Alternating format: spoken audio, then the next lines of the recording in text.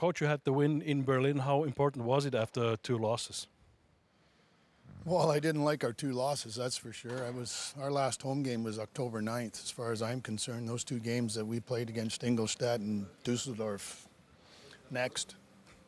Also, er sagt so, die 2 letzten Spiele waren gar keine richtigen Spiele. Er hat sie überhaupt nicht gemocht. Das letzte Spiel war am 9. Oktober, nicht die letzten beiden, die man hier verloren hat. Also ich habe gefragt, wie wichtig war es denn gegen Berlin zu gewinnen? Let's talk about the Berlin game. You guys had obviously some good moments there. Yeah, I really liked it. I mean, we shot the puck like we're supposed to shoot it, and we had some controlled cycling and sustained cycles, and I liked our speed as well. And nobody really looked at the situation, but we'd been running 11 forwards for a long time, so we put Mark Caddick up on the left wing with Tim and Izzy, and he did a great job for us, and it gave us a little more energy, and we got our 12 forwards back tonight, so we're looking forward to a good game.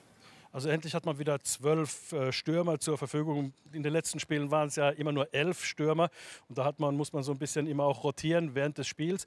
Und dann hat man in Berlin Mark Katic nämlich zu Wohlgemuth und Eisenschmidt gemacht. Und der hat da einen sehr, sehr guten Job gemacht, Mark Katic. Und die Mannschaft überhaupt, die hat sich sehr gut bewegt. Sie war schnell, hat viel geschossen. Das sind alles Punkte, die der Coach auch angesprochen hatte. Dann haben sie auch ihre Cycles gemacht, also in den Ecken die Scheibe laufen lassen, um dann eben Richtung Tor zu kommen. Und das haben sie sehr gut gemacht und entsprechend war der Coach sehr zufrieden mit dem Spiel in Berlin mit den 2 Punkten. What's going to be important because the team tonight, they have a new coach, they have 3 in a row now, and so I think you guys have to be awake. Yeah, they're playing well. You know what they're doing? They're doing the small things well, and that's being physical, first on pucks, all the things you need to do to have consistency. So for us, I mean, we want to redeem ourselves, I guess you'd call it, at home, and we want to be on it as far as our forecheck and our puck movement and our overall team speed. Also zunächst mal muss die Geschwindigkeit heute gut sein.